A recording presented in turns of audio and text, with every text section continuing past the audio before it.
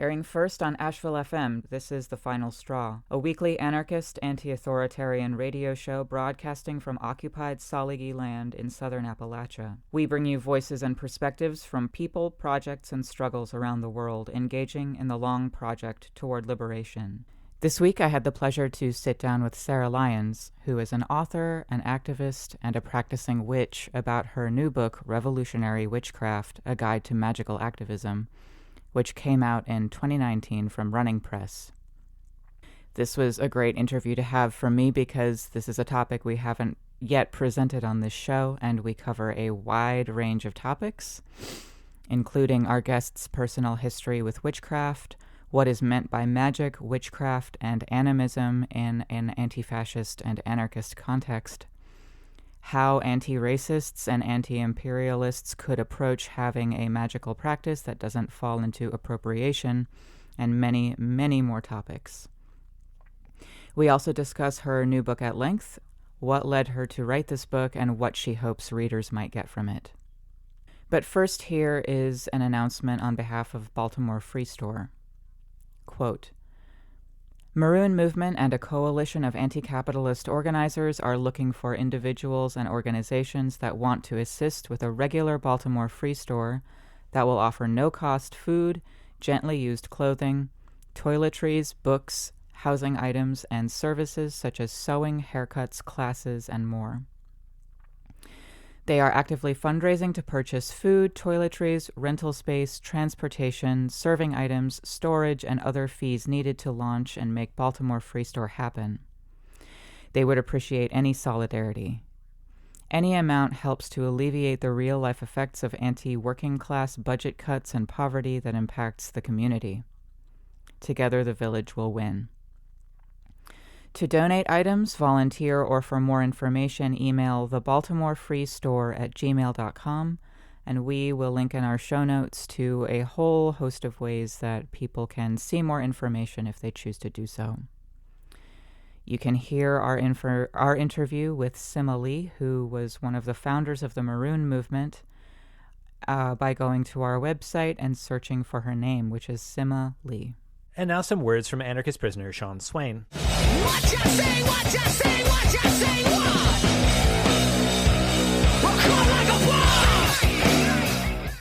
I've got about 18 months before I appear before the Ohio Adult Parole Authority again. This will be my fourth time going up for parole. I previously went up in 2005, 2011, and 2016. I'm seeing a pattern. Starting to get the distinct impression that they don't like me very much. It doesn't seem to matter that pound for pound I'm the best behaved prisoner in Ohio penal history. I'll have 30 years in when I see them next year, and I might just be the only prisoner in Ohio who ever served 30 consecutive years without so much as an accusation of drugs or alcohol or even a single fist fight.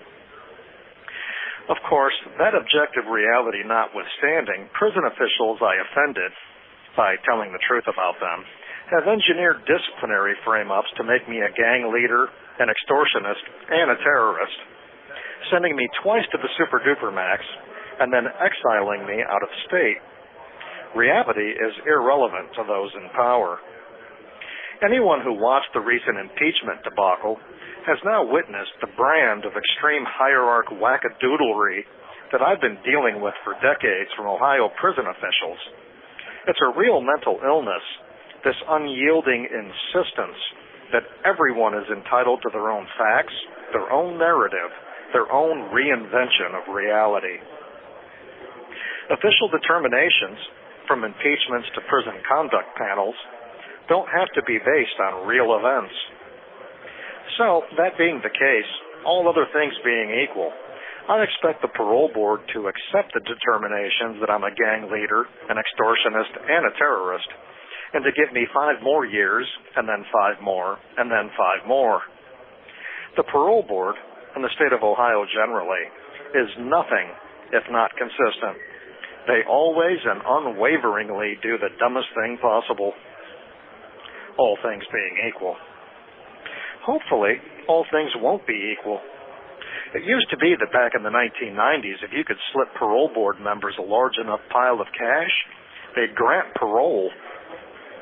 In the midst of giving out routine hits for 20 or 30 years, you could get a parole if you gave them a big enough bribe. A number of Ohio Parole Board members got caught and ended up in federal prison. But they were just replaced with other corrupt bureaucrats and nothing changed, except they got wiser and a lot more careful about how to accept bribes.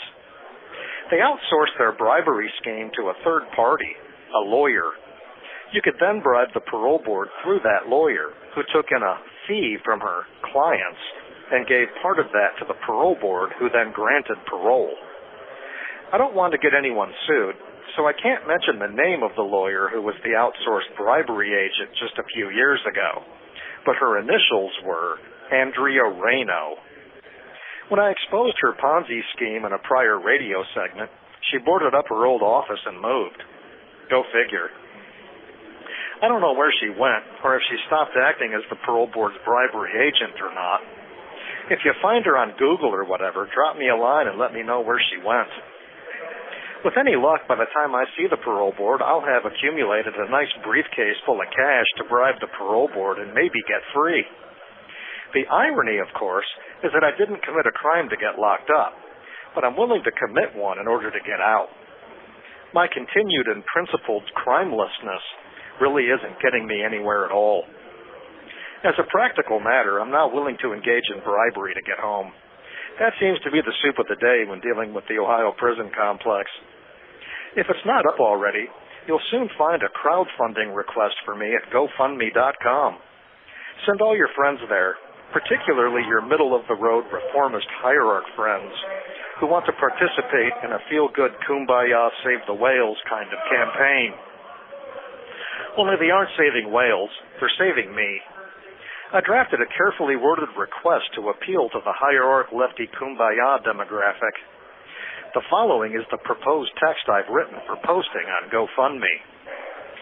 The title is, Loved Ones of American Held Captive by Terror Rogue State Seek Assistance to Bring Hostage Home Without U.S. Government Involvement. And the pitch for funding goes like this. Sean Swain, an American writer and radio personality, has been held hostage by an illegitimate rogue state since 1991. He has been tortured, admittedly, for reportage of rogue state corruption and for his political beliefs. The U.S. government has failed to secure his return. Sean is a military veteran and an only child who needs to get home to his elderly parents who are in poor health and who love and miss him very much. Loved ones seek approximately $20,000 to obtain Sean's release through clandestine means the U.S. government would not pursue and would likely not condone. Trained ex-military have volunteered their services to the success of this project. I think that works. So if you know some do-gooders with 20 grand laying around, send them to my crowdfunding request on GoFundMe. If I raise the necessary funds and bribe the parole board and get out of prison, I'll spring for the pizza. This is anarchist prisoner Sean Swain, in exile from Ohio at Buckingham Correctional in Dillwyn, Virginia. If you're involved in my criminal conspiracy to bribe the parole board, you are the resistance. You can write to Sean Swain at his latest address at Sean Swain, number 2015638, Buckingham Correctional, P.O. Box 430, Dillwyn, Virginia, 23936. You can find his past writings, recordings of his audio segments, and updates on his case at SeanSwain.org, or now follow him on Twitter at @SwainRocks. Thank you so much for coming onto the show with me. I'm really excited to have this chat with you. I don't think we've ever had quite this kind of chat on the show before, which is really, really cool. Would you introduce yourself for listeners, name, pronouns, and whatever you'd like listeners to keep in mind while this interview is going? Sure. So, hi, my name is Sarah Lyons. My pronouns are she, her, hers. What things would I like people to keep in mind? I identify as a witch. I identify as a socialist, leftist, anarchist. Mm-hmm. I identify as white, cisgender, and Leo sun, Scorpio moon, Sagittarius rising. Yeah. And an animist, I think, is also important, I guess, to put in there, but we can get into that later. Yeah, let's get into the animist later. Yeah. And that astrology will play well in Asheville, which is where we are right Oh, now. yeah. So we are here to, you mentioned you were a witch. We are here to talk about your book, Revolutionary Witchcraft, A Guide to Magical Activism. Mm-hmm. Would you talk about the circumstances or positions in your life or generally that led you into the writing of this book? Sure. So, I've always been kind of involved in politics in like a broad way. My parents were pretty political. My mom was a politician for most of my young life. So I kind of grew up in more traditional, democratic politics for a long time. And I think after capital T, capital E, the election, I was already walking closer to the left, and I was already left, but I think that after that kind of happened, it went from being any kind of liberalism sort of started to fall away, I think, and it became easier for me, and I think a lot of people, to criticize the system as it stands and recognize that things need to get changed pretty fast and pretty dramatically if we're going to actually win and do stuff. So I live in New York City currently, and there was a really big surge in, left organizing after the election. And that's what kind of led me to join DSA and start organizing there. But I think that, I've organized with different groups, and I think for me, the big thing is finding a group that you can identify with for the most part and using it as a vehicle to do your activism and do your organizing and work through.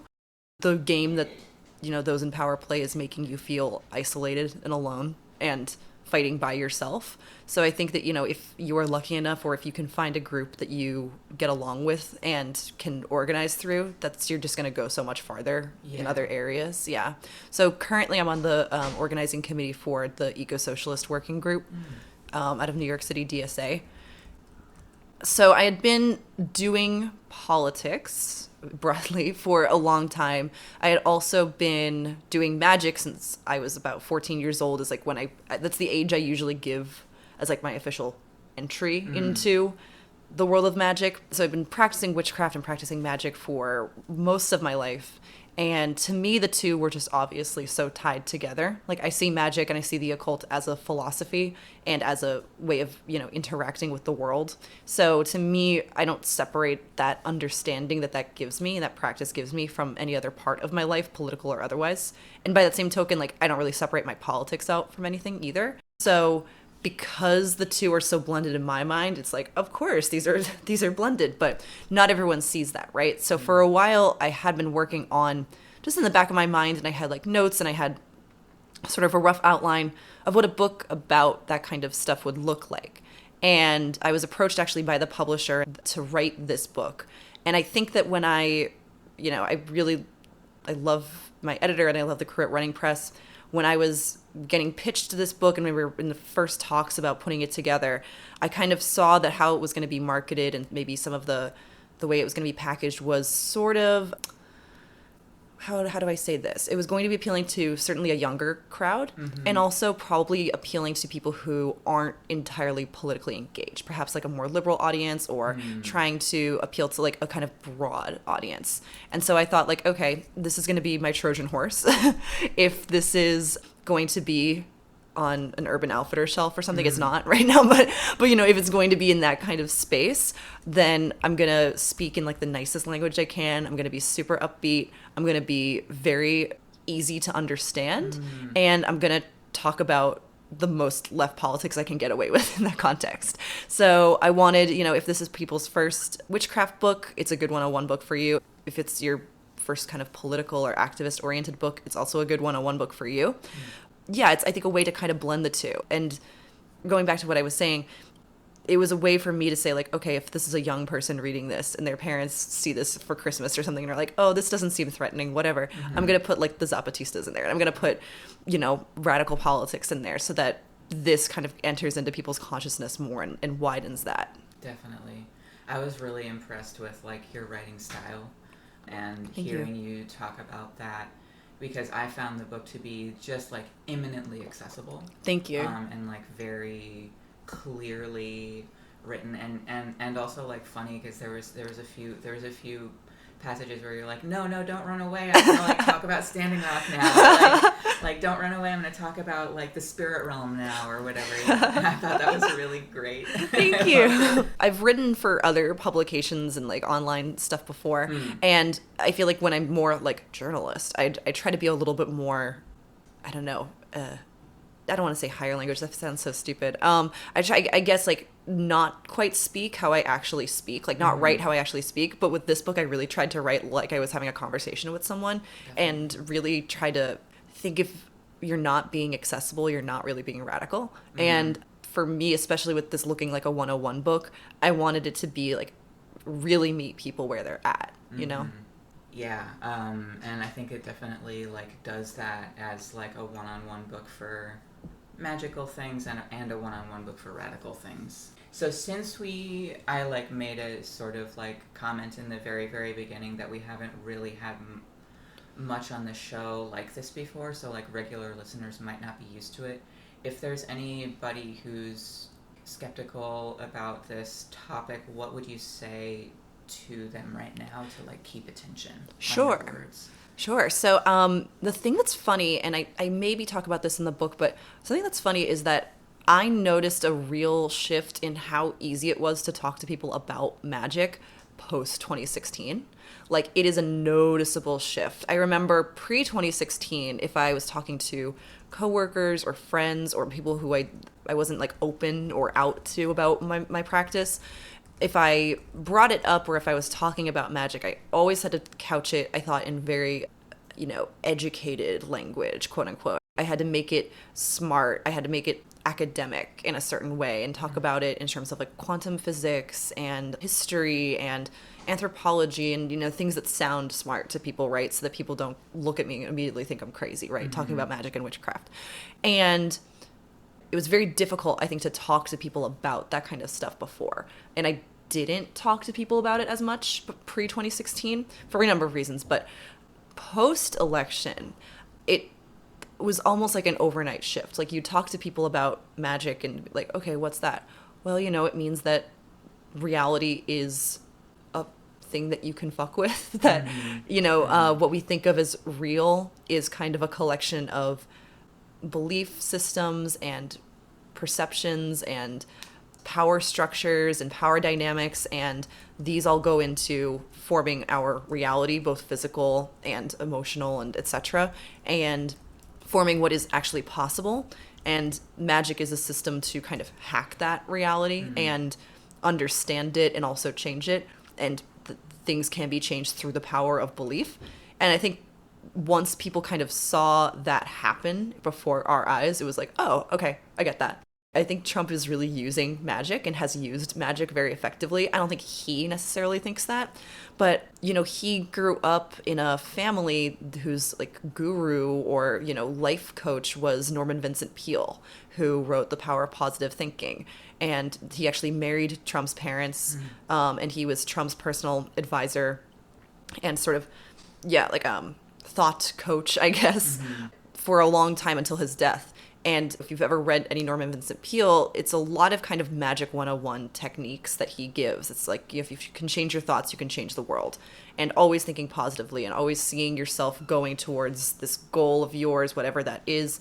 And I think that Trump just sort of embodies a lot of that, but he obviously takes it in an evil direction. And I think if the right is going to be using this, if the right is going to be harnessing belief, it is going to be harnessing power in this way, we also have to use it because we're right, right? I think we're just leaving that tech sitting there. And if we don't pick it up and use it, someone else is going to be using it. I think skepticism is good. We all need to be skeptical. And I think, there are grifters out there. So it's not bad to be skeptical of people that you hear talking about this stuff. But I think at the end of the day, magic works. And it is up to us to use every tool in our toolkit to enact the left and enact our vision. Yeah. Yeah, I think I connected with a lot of what you said there. Like, reality as something we collectively agree on. And I remember you talking about money as like one clear example of that, as like something that literally you can't eat it, you can burn it, but like not for long. It doesn't really do anything, but we collectively agree that it has power, so it has a ton of power. Mm-hmm. And so I would love to hear you describe what you mean by like magic and by witchcraft for listeners who just aren't aware. Sure, yeah. So I'd say magic, I think the shortest definition is the kind of concise one is in part given by Aleister Crowley, who wrote that magic is the art and science of causing change in accordance with the will. And in his system, the will means something kind of different than how we think of the will. The will is sort of destiny in Thelema, but I think it does translate well to a more colloquial usage of the phrase the will, that, you know, on a very basic level, like, I want to pick up this cup, and then it is my will to pick up this cup, and I do it. That's like on a very basic level a magical act. But then it's about extending that beyond, right? And causing change in your own life or in the life of others in accordance with the will alone. And there's many ways that you can do that. If you look at a system like chaos magic that sort of breaks it down into different paradigms that you can use, there's belief alone, there's spirit work, which is something I engage with a lot. There's, there's all sorts of techniques and spells and things that people have used throughout time to do this. But I think that on a very simple level, that is what magic is. I think beyond that, as an animist, I also see magic as a conversation that we have with the world, and that it's not a one-way street. We don't just go out into reality and have an effect on it. It also has an effect on us, and there's a feedback loop, and it's seeing ourselves as part of a conversation. And I think that that is kind of the thread that leads me into where I define witchcraft, because witchcraft is probably one of the hardest magical systems to define. It is, not something that people historically called themselves until very recently. And so it's not a system like other magic systems or other traditions that we can look back and say, there is witchcraft. Like, this is where it starts, right? You kind of almost have to cobble together, the craft of the cunning woman and the village, folk practitioner and all these other things, and then you kind of get an idea of what witchcraft is, but at the end of the day you still don't really know. I actually think that's part of the beauty of it, is that it is so hard to define and nail down. But to me, witchcraft is magic and a magical practice that is tied to and arises from the landscape that one exists in, and is very much tied to the land one exists on. So I think that, while there are practices that can and tech that can translate from one tradition to another or one landscape to another, I think witchcraft is ultimately really about, coming from the land that you are living on, and then hopefully I think also using that in service of the community you exist within, which has traditionally helped or hurt their community in one way or another. And I think that that's an important thing to bring back as we're talking like left organizing and what magic can do. I think that like it's important to have witches on our side and in our communities, like doing their witchy stuff, and helping out communities in that way, and that's just as viable and important a thing. So I think that like the community aspect of it is something I want to try to like bring back. Did you touch on animism in that answer? A little bit, but I can go into animism more. I would love that, yeah. Sure. Yeah. So to me, animism is basically seeing the world as filled with spirits, that there's, God or the gods aren't some other thing that's far away in some different like cloud or other dimension or something that, sure, perhaps we could talk like a parallel dimension to ours, right? Like that's a whole, that's if we're going real galaxy brain, right? But I think, or like if we're going really like Lovecrafty in there. But I think that, to me, animism is like, really seeing the world as filled with spirits, that there is a spirit of this microphone, there is a spirit of this coffee mug, there is a spirit of that plant in the corner. The world is filled with spirits that do have their own wills and are enacting their own wills. And it's not about, oh no, now that everything is alive, I can't touch anything, I can't do anything. It's about being able to exist with that. And again, having a conversation is, I think, the big way that embodies to me. I think it's also seeing that, consciousness and will and desire are not just human constructs, like that they exist perhaps beyond us, and we can try to control and we can try to understand, but ultimately, you know, spirits are going to do their own thing, and we have to kind of live with that. I'm trying to think of a good example of this, but it's to me, animism is something that you have to kind of live in order to really get it. It's hard to describe it because it is just so different than how we go about our daily life. But I do talk to plants, and I in my own sort of practice and in my own sort of system, like if I'm using a tool for magic, I always try to like wake it up, right? Like if I get a new candle or something that I'm using, there's of course like a cleansing process that I'll do on it, but there's also a certain level of like talking to that candle and getting to know them a little bit better to see what they want to do in this art. And, you know, sometimes you'll pick something up or you'll use something and it's like, I don't want to be used for this purpose. And then you have to like go back to the drawing board, right? But to me, that's like just a little piece of what that looks like. And I think that witchcraft has traditionally kind of embodied a certain level of animism within it. And I think it's coming back. Yeah. It's 2020. We're all animists now. Absolutely.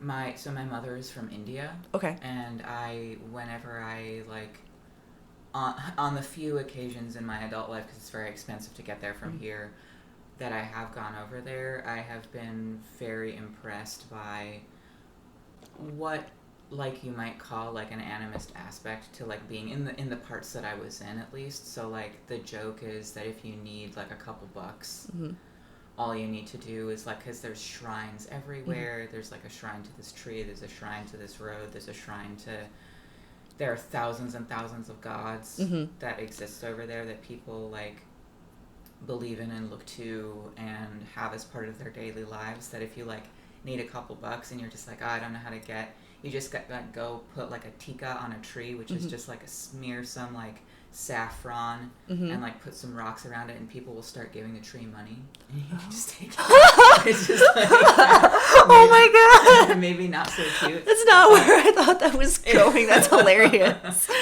But yeah, like, people will leave money, people will leave food, people will leave like just all of these things and have an agreement with like the land and with each other and with like things that I, as somebody who is of there but not quite, like can't really understand. So I think that when you're talking about animism, that like really made me think of those experiences. Yeah, totally. And like how alienated we are from where we are, what we eat. Oftentimes people don't even go outside except to like go to their car and then go from their car to their office job or something. Yeah. So I think it makes sense to like approach the world that way. Yeah, I think so. I mean, I think, and even like, so I live in New York City, right? So there's not as much nature as there is here in Asheville, but there, I'm like looking outside like, oh my God, there are trees. But you know, even then I think people kind of get animism without necessarily getting that they're doing it. Like, I think people kind of personify like the subways sometimes. Like every subway has kind of its own mood, you know? Totally they do. They have their own flavor and they have their own personalities. And like, I feel like I have different relationships really like with all of them, right? And I even have like my own little like tricks where I'm like, okay, if I can do this, I know the end train is gonna come. If I'm desperate, I'll like say this, and I know that the end train's gonna come, right? And it sounds, like I said, it sounds crazy, but like this is what the work is, right? This is like the work of being a witch is just kind, and I think being an animist, being an occultist, is at a certain point being like, yes, from an outsider perspective, this all sounds crazy, but this works, and I think it's actually a healthier way to kind of go through the world because, like you said, like we are so disconnected from our food, from our bodies, from where we live, the land that we live on. And I think that this is ultimately a tool of oppression. It's a tool of capitalism. And I think that there's a reason why when imperial forces expand or conquer, or, you know, authoritarian forces expand or conquer, that magic and folk practices like that are often the first things to go. Like, you're speaking about India, and like the British did a lot to try to get rid of some of those practices, right? And weren't ultimately successful, but were successful in a lot of areas and a lot of places, and at least at transforming, or that kind of stuff. And to speak to the witch trials and to speak to the West in a whole, although that's a big word, right? But like to speak to that, like Europe kind of took away its own magical practices. It sort of took that stuff away. And I think it was a way to kind of disenfranchise the folk and to take the experts out of a community and put them in a university and put them elsewhere. You have to now go to other people to get this kind of information and to get knowledge, to even learn what the world is and how to describe it. You now have to go to a school. You have to go to a university somewhere. And while I think it's important, especially if you're going to be specializing in some sort of difficult thing, to be educated, there is something to be said for like the way that we describe reality is now literally within the hands and the tools of oppressors, basically. And that the ability to describe and control one's reality is the basis of magic. And that is like such a fundamental thing that gets taken when imperialism happens. So these were the things that were going through my head when I was writing the book. Is it's like, yes, we can use witchcraft as like tech for activism. Like that is the thing we can do. But I think it's ultimately kind of a big process of like decolonization and reintroducing a magical mindset to us, because that is like, magic is a liberatory thing, I think, ultimately. Certainly. And I didn't ask about this in the questions that I sent you, so if you don't want to speak on this, that's totally okay. But because you mentioned the witch trials, and I think that a lot of people's, certainly in formal education that we get in public school, they are relegated to like, oh, these 6 crazy days in Salem, 6 crazy days in Salem. Oh my God, I want that movie though. It could probably be made, but could you talk about just like the scope of those things? As you talked about like the European witch trials, but could you talk about the scope and like the meaning behind it? And I don't know, just to talk about that a little Sure. bit. So I mean, I think it's important to remember that the witch trials in North America are slightly different than witch trials that happen in Europe. And the way that witches are described and the things that witches are said to do are slightly different in North America than they are in Europe. And that's interesting in and of itself. I don't have an exact number off the top of my head of how many people were killed, but I think it's been an estimated like several tens of thousands of people died in the great like European witch trials. I've also seen much less than that. So I don't want to give an exact number because I don't know off the top of my head, so I don't want to say like 1 million people, and then it's like not. Sylvia Federici says about 100,000 people over the course of like 100 years. Sure. Okay. So I think that sounds. Which is a lot of people. Just a lot of people. Yeah. So witch trials and like the trying of witches is sort of an interesting and storied history across Europe, right? Because there were times that there would be spikes of it and that it would happen here and there, and you can look at the Catholic Church and see that they were doing stuff similar to this and stuff like this in the Middle Ages.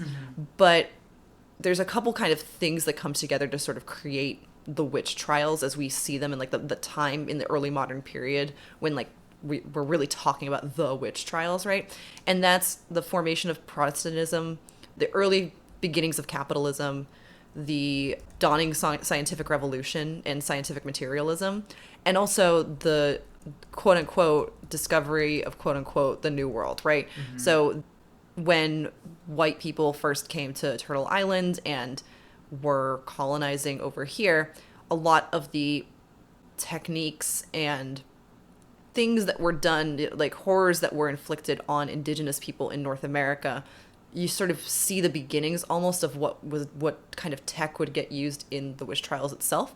So by that I mean like accusations of devil worship, accusations of eating children, accusations of fornicating with the devil, accusations of all sorts of horrible things and evil spells and that kind of stuff. And there's a way where this is colonizers misunderstanding practices that were going on. There's also a way that this is like just propaganda and lies. And that's a whole thing that I don't have the time to get into, but there's a whole fucking rabbit hole to go down there, right? But, you know, the eventual like hangings and drownings and burnings that happen to indigenous people, like this kind of violence starts on the fringe of an imperial system, right? And slowly makes its way to the core, like to the metropole. And again, we kind of see this happen. And I think that that's an important thing to remember, is that like this isn't a bug in the system. This is like part of how imperial powers and how capitalism expands always. That there always needs to be witches to burn in order for capitalism to expand. And you know, there's a reason why whenever capital does expand, whenever imperialism does expand, these are two different things, I guess, but like you get what I'm saying. When these things expand, the magic workers and the witches have to go, right? So when we come back to Europe, when that violence starts to kind of really make its way into the heart of Europe, the Catholic Church is at war with Protestantism. Oftentimes how that gets doled out and how that is sometimes done is through things like exorcisms and witch trials, of like almost a body count of who can get more or who could do better exorcisms. Like this is a thing that happened and it's really wild. You know, what a fun time. Because Catholicism kind of imagined all of this in a very different way than sort of what happened with when Protestantism came into play. Like there was a certain level of like magic that exists in Catholicism, and like folk Catholicism is very witchy and magical. But when Protestantism sort of comes in, there's a much more skepticism of these practices, right? And there's much more reliance on the Bible as the only thing that we should be relying on, and getting rid of the saints and getting rid of folk magic practices and this type of thing, right? But there's also the emergence of scientific materialism. This world is matter that we can know and manipulate and control. That, you know, if there is a God, he is somewhere else and is like away from the world in some way. So like a kind of dark Cartesian dualism on like a global level. And then there's also the formation of capital, right? Where the land for the very first time was becoming owned. Like that private property was being created as an idea. And people were not very happy with that idea. And there was plenty of peasant uprisings and peasant revolts. And, you know, Sylvia Federici writes in Caliban and the Witch, which I think is a pretty inspirational book and people should read it. But I think what she writes is that in order to kind of subdue the folk and sort of subdue the land, like all of this kind of stuff had to come together in sort of a cauldron. And that is where the witch trials sort of grew out of. So you can't just say like it's one thing or another, but I think the like blending of all of this at that time, that's what kind of gives us the great witch trials, right? And I think, to me, looking at the present, that is where I think witchcraft must ultimately be anti-capitalist, because we were one of the first things that were killed through capital, right? That's not to say that like we are still the most like victimized by that system. I think that that's a really important distinction to make. But something I write in the book is that witch is a political label. Like witch is political in the same way that felon, that terrorist, that illegal, undocumented, like that these are political terms because they're legal terms. Witch wasn't something somebody called themselves. Witch was something that you got called. And mostly you got called by the church or by the state, or a combination of the two. So witch to me is a political term, and that means that we're not, you know, I don't suffer the oppression that somebody else faces. Me calling myself a witch does not put a target on my back the way that somebody calling themselves like a terrorist, or somebody being called a terrorist, rather, that puts like an actual target on your back. But I think it means that we have to stand in solidarity with people who are facing very similar forms of oppression that term came out of in the past. Definitely. Yeah, that's really, really interesting. Is like witch considered a pejorative? Historically, yeah, that was never a good thing to get called. Right. And so that's part of why it's so difficult to find the witches in history, because you find people doing magic, and you find people doing cunning craft, and you find healers, and you find doctors, and you find all sorts, you know, you find different people doing these crafts. You find mystics, you know, you find saints, you find a lot of figures in history that you can point to and say, this feels witchy to me. But even if somebody is, has a bunch of spell books in their house and they are a healer in their village and they are, you look at the checklist and you're like, yes, this person seems like a witch. They probably didn't call themselves that. So that's, I think, a really important thing to remember is witch has become a very empowering term to a lot of people, and that's important and that's good, but this was never an empowering term in the past, and that's, like, I think, so important to remember. This is the Final Straw radio show out of Asheville, North Carolina, and I'm your host, William. We are listening to our interview done with Sarah Lyons, who is a activist, author, and practicing witch, about her practice and how she uses witchcraft and magic in her own activisms.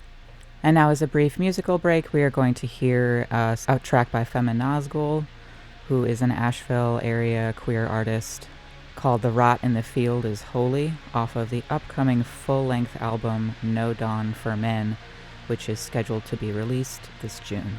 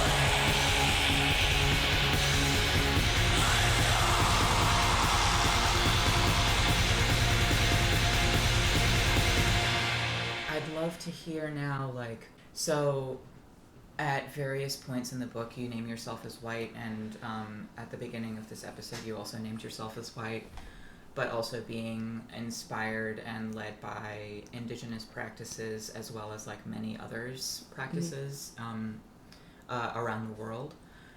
And I'm thinking specifically of passages where you describe your experiences at Standing Rock, doing solidarity work, and you're speaking about like holding the tension between inspiration and appropriation. Would you talk about this tension and how you approach your practice as a witch, particularly one who's white and lives on Turtle Island? Sure, yeah. So I think it is very complicated, and I don't want to speak like I have the definitive answer or that my politics have like reached a point where I have stopped evolving on this issue, right? You know, people could contact me after this episode and like I could totally change, right? And be like, oh wait, that's a good point. Fuck, right? So I don't want to speak with like a level of authority being like, I've got the answers. I've fixed cultural appropriation, right? Because I haven't. If only. If only. Yeah. We're going to fix it, guys. Listen up. Get out your pen and paper. But yeah, so I think for me, appropriation sort of comes when you as like an oppressor look at a practice that is traditionally been done by the oppressed and say, you know, this is me. I can profit off of this. I can like tweak it just enough where I can claim this as my own and make money off of it, right? And sort of do it without any sort of honoring of the people who are currently practicing or have practiced that in the past. So I have friends who are also white who are initiated into African diasporic religions, right? Who were initiated by like people of color and by initiates in that tradition, right? And I think that from what I've kind of learned from them and from what I've seen from, you know, witnessing their practices is that there is ancestry of blood, but there's also ancestry of spirit. And on the one hand, it's like the gods and the spirits have wills of their own, right? If you are chosen to walk a certain path, you have to follow that. And that is kind of like outside of our realm a little bit. But then I think you have to like come back and look at power dynamics and look at politics. And that is like where the political comes in and say, okay, I have been called to this practice or I've been called to this thing by a spirit traditionally of a country I'm not from, right? Or that I don't have roots from, I don't have ancestry from. I want to follow that because this seems important. But how do I do that in a way that is aware of the current state of politics and of power dynamics? I think that this is not about Standing Rock. I'm kind of going on a little bit of a tangent, but it's to come back to that. Built into like certainly several like African diasporic religions is the idea of like honoring the teachers who came before, right? And I think that I don't practice these things, so I don't want to speak to either my friends who do it or other people out there. But there is, I think, a way to kind of be like, that honoring can take the form of acknowledgement of the political and acknowledgement of systems of oppression that we exist under and acknowledgement of like the struggles that people who have traditionally practiced this are facing right now and helping those people, right? There's that kind of way, I think, to kind of work around it or to work with it, I guess. I don't want to say work around it. That makes it feel like I'm trying to avoid it. But I guess that's one way to deal with it and to be conscious of appropriation in your practice. I think for me, when I was at Standing Rock, there was a couple times that I was asked to, or I was invited to participate in rituals that were going on. And the act of being there itself was seen as an act of prayer. It was seen as an act of prayer for this river. While I did participate in the rituals I was invited to participate in, I didn't come back and then write down everything that happened and then sell it and then say, you can go do this too, right? Because I'm not initiated into those traditions.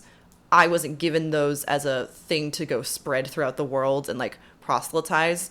I was invited in as like a guest, right? As a person there. And I think that there's a huge distinction. And I think that that is where it becomes appropriative, literally, to say like, okay, I saw this somewhere. Now I'm going to take it. Now I'm going to sell it, right? For me, as a witch, again, going back in the conversation, the practice is very much based in the land. And the land that we're existing on right now is not white land. This has been for thousands and thousands of years. Most of the people who have lived on this land have not been white people, right?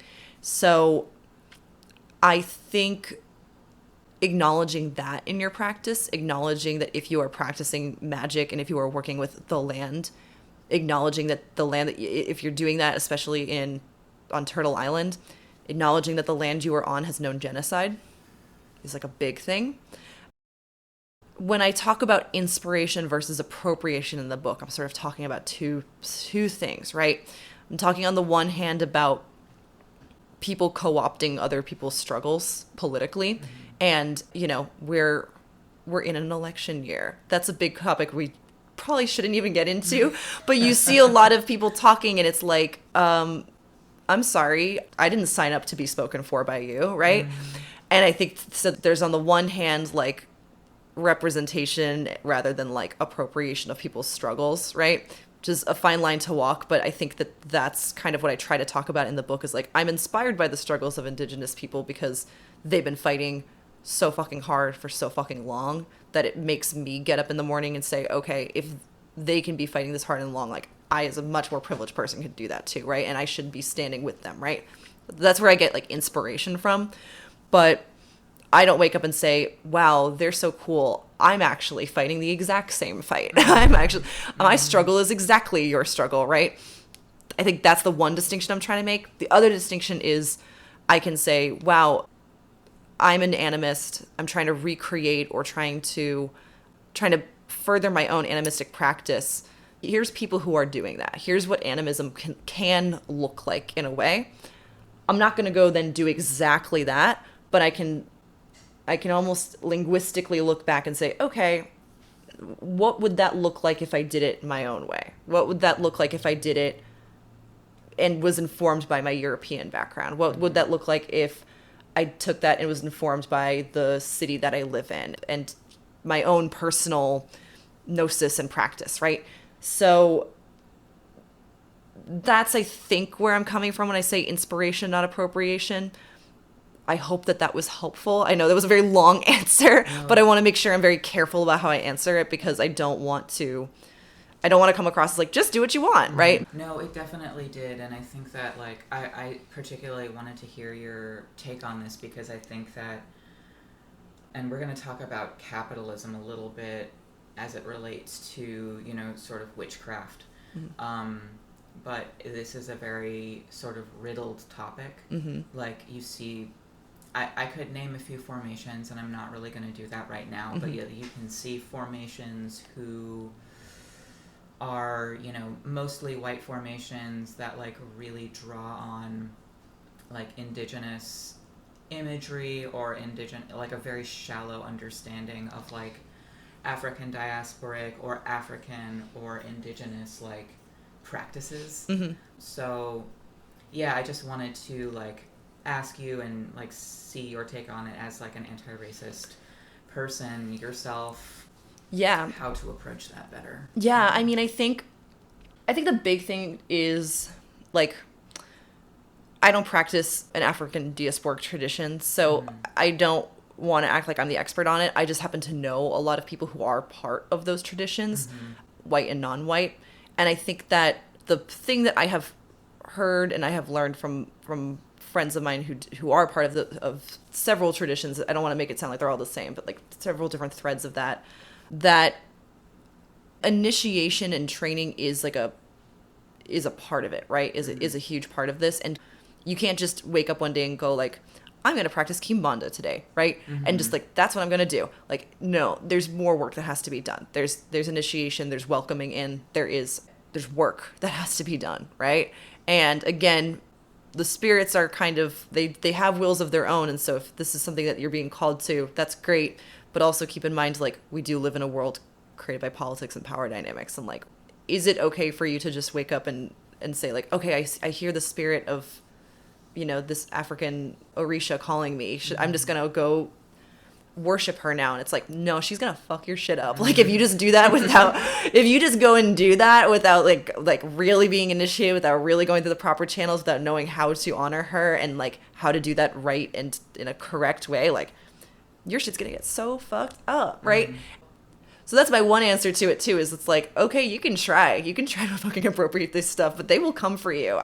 I won't get too much into this, but I actually saw this happen one time where there was a white woman who owned a store, or not, sorry, that's not, she didn't own a store. There was a white woman who was working at a store in New York, and she had she was setting up an altar to Oshun in the store, and other people who worked there were like, oh, okay, like, are you initiated into, her tradition, blah, blah, blah. And she was like, no, but like, I work with her.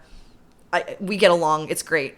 And the next day, there was a huge break in the water pipes, and the whole altar got flooded, and this whole part of the store got flooded. And it's like, yeah, that's what fucking happens, right? Yeah. So there's a way that I can answer this as like a human of how to do and not do this stuff, but like, I also trust that the gods and the spirits will fuck up your shit if you're doing it wrong, right. and I'll leave it to them. I think the big thing to me is really, I do get upset and mad when I see individuals doing it, and I think it's like embarrassing and damaging. I think what I get really upset about is when I see it done by like large corporations and businesses. I think that is like even more dangerous, because there's like a whole team of lawyers and money behind them, right? It's not just like a person at a rave that you're like, that's super annoying and bad. It's like, no, this is a Victoria's Secret model, wearing indigenous garb, and like, quote unquote, and it feeds into myths that these aren't real people, and this is just a costume, and this is we could go into how much assault and how much violence that indigenous women face and indigenous people face. So and again, it's like, how was the West settled? How was America settled? It was settled through literally taking shit from indigenous people and then occasionally selling that shit, whether that was land, whether that was practices. So if you're just taking something and then selling it, like, consider for a moment that is a legacy of genocide that you were helping enact. And another thing that kind of came to me from Standing Rock was, and again, you can know this stuff, but I think seeing it and actually being there was the thing that really tipped this for me. But it was like, oh, the West was never won, right? Mm-hmm. In this kind of way that we think of it. It was like, oh, white people came, suddenly all the people that were here just went away, and then we have Walmarts now, right? Like, how did that happen? And it's like, no, this is still happening. This is still happening. This is still ongoing. This is still an ongoing genocide. Like, this is an ongoing process, and this is not just a historical thing that happened. This is something that is a continuing process, and I think that is something to be like aware of and wary of. Absolutely. And yeah, we were talking about a little bit about the like Gedundan checkpoint, RCMP incursions into like Unistoten, Wet'suwet'en, Gedundan land up in like so-called BC, and that is a very clear indicator of like the fact that this stuff is ongoing. Mm-hmm. Yeah. So you mentioned capitalism, and it's a specter we all face, and so. And you mentioned a little bit, but I wonder about like your analysis of how capitalism is trying to incorporate witchcraft, and can you talk about that and how to push against it? Sure, yeah. So I think it can be disheartening to see the way that capitalism has sort of seized upon magic and seized upon especially witchcraft right now as a way to just sell stuff, right? Mm-hmm. And there are times it really annoys me, and every now and then I'll see something that gets me mad or gets me depressed or upset.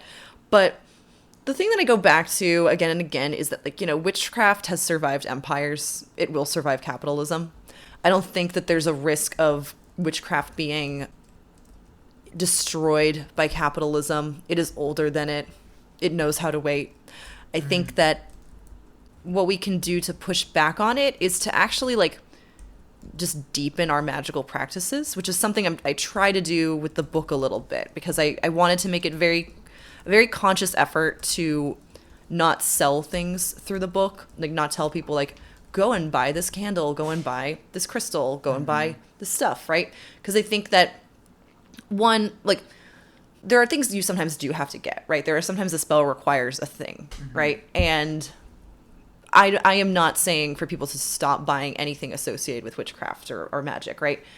what's weird about the witchcraft world and community is that our community spaces are so often centered around stores as places of like meeting and community and group dynamics. So it's hard to say like just get rid of witchcraft stores, because then it's like, well, then where are all the witches going to meet? I'm not saying that, but what I'm saying is that I think I almost sometimes have dreams of like a parallel economy of witchcraft, but maybe that's like down the road. But I think it's being conscious about your craft, whatever that ends up being or whatever direction you want to take it in, being conscious about your craft and your magic, and seeing first and foremost if there's things that you can do.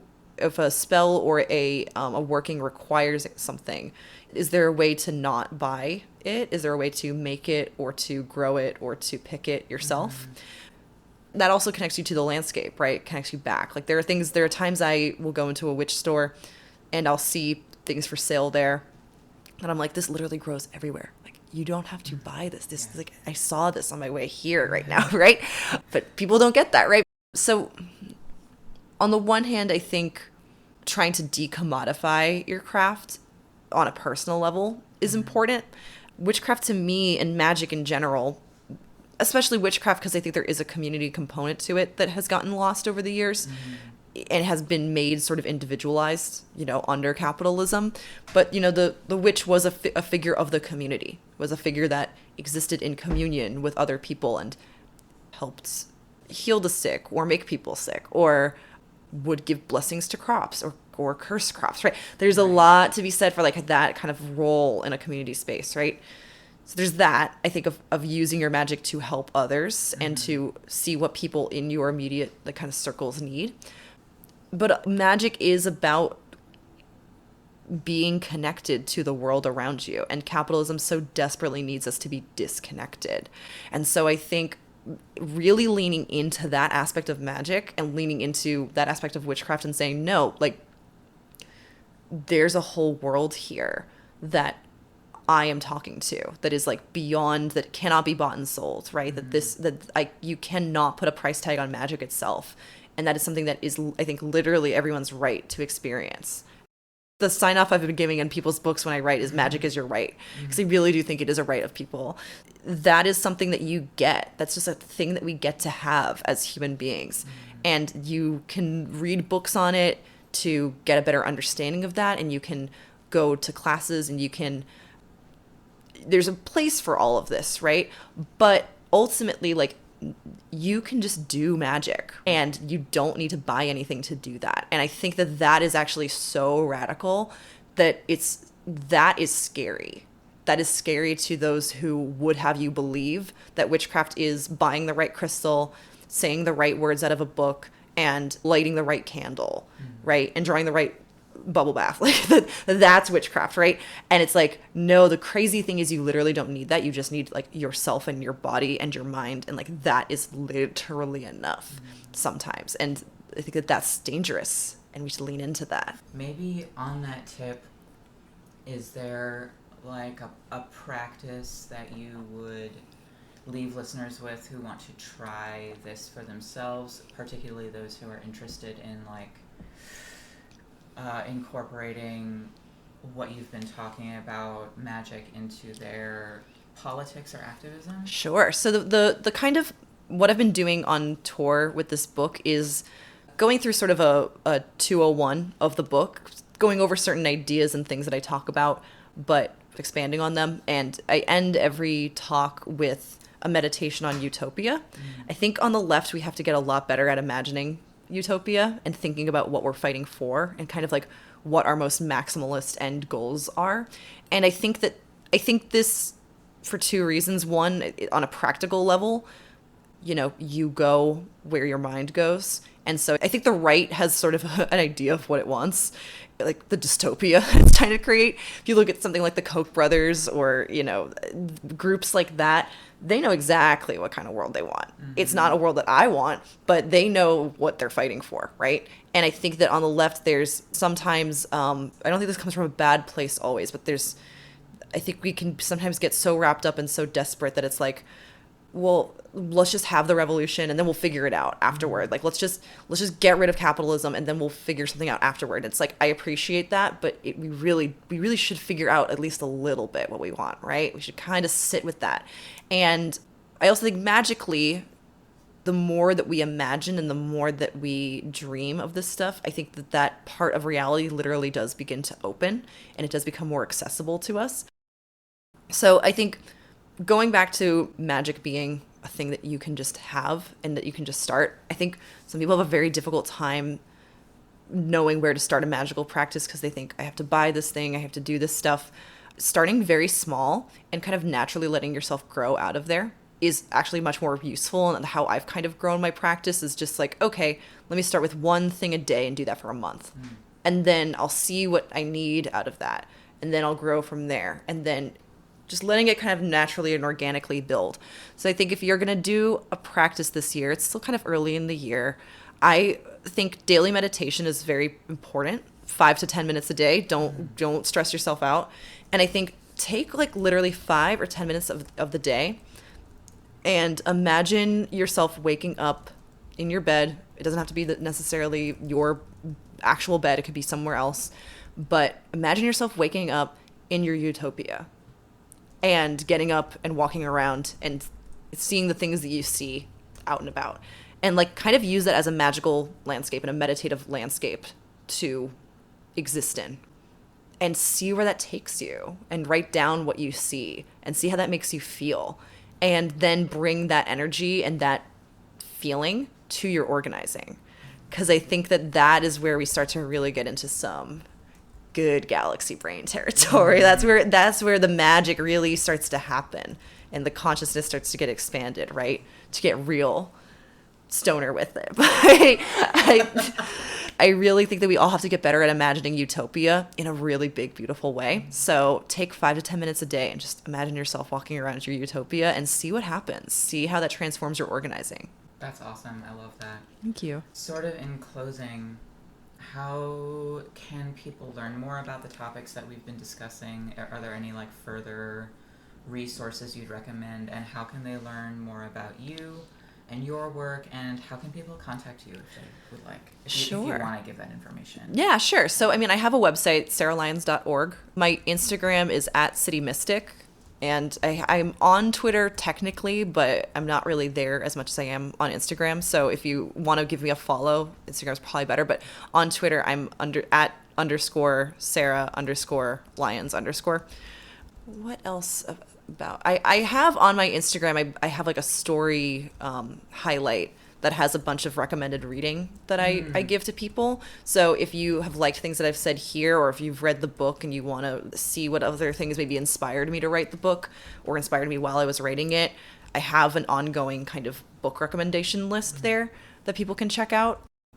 You know, go outside. There's so many books I could recommend. Like I could sit here all day and just tell you like which books to read. And which books to read. But I think, you know, go outside. And, you know, a friend of mine said, like, literally just put your hands in the dirt and you're going to learn more about witchcraft and about magic than you're going to learn from any book. So just to echo my friend Vanessa, like, yeah, just put your hands in the dirt and see what you find.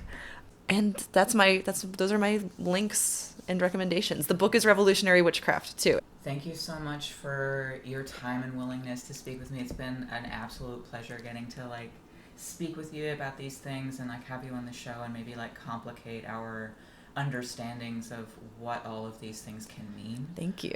Is there anything that we missed that you want to give voice to in closing? I know this was a good dispatch from the weird left. The weird lefts. Anything I want to say in closing? You know, we face incredibly dark times, and it's really, really easy to get hopeless, and it's really, really easy to think that what we're doing isn't mattering. Like, if you're an organizer listening to this right now, like, I feel you. Sometimes you do your thing, and it's like, you know, is this making the difference? Am I using my time and resources in the right way? I think that's obviously like a good thing that we all have to be critical of sometimes, and like we all have to always be constantly reassessing. But again, the bad guys are already using magic. If I can make a plea, if you're still listening and you're still not on board, the bad guys are already using magic and they are winning. perhaps it's time that we start winning by using magic ourselves. And I'm not saying my book is the only book on the subject you should read, but I think it is a good starting point if you're still trying to get your feet wet with this. Yeah, the bad guys are using magic. It's time that we start doing it too. And let's win. I love that. Thanks. Thank you so much. Thank you. This was wonderful. This was wonderful. Thank you for listening to our interview with Sarah Lyons. You can go to sarahlyons.org to see more information by and about our guest, plus upcoming projects. You can also follow her on Instagram at City Mystic and on Twitter at _Sarah_Lyons_. You can read further articles by our guest at her website or at her Medium page, which we will link on our blog notes at thefinalstrawradio.noblogs.org.